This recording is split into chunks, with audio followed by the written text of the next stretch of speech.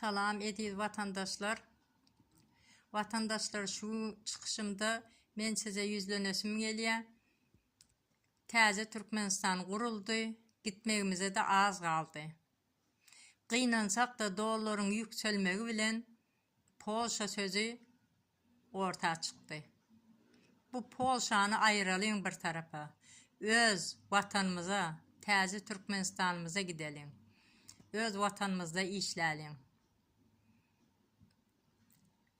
Köynesi olmadığın təzesi olmaz.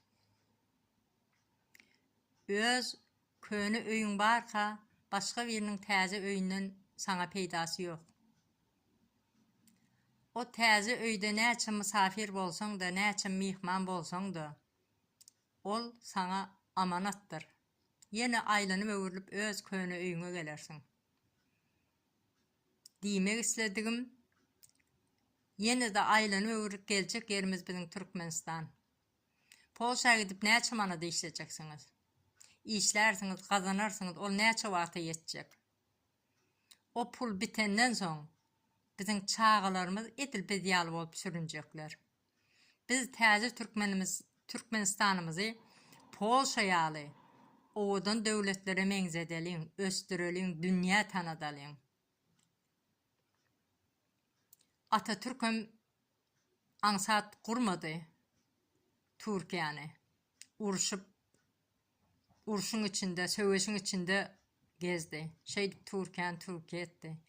Bizim Türkmenistan vatanımızı gücümüz bilen, gayratımız bilen, işimiz bilen vatanımızı östürelim. Polşa gitmeyelim. Türkmen halkım, size yalvarıyan, hayiş ediyen. Öz vatanımızda bir ışık yanan vaktinde o ışığın önüne perde tutmalıyım.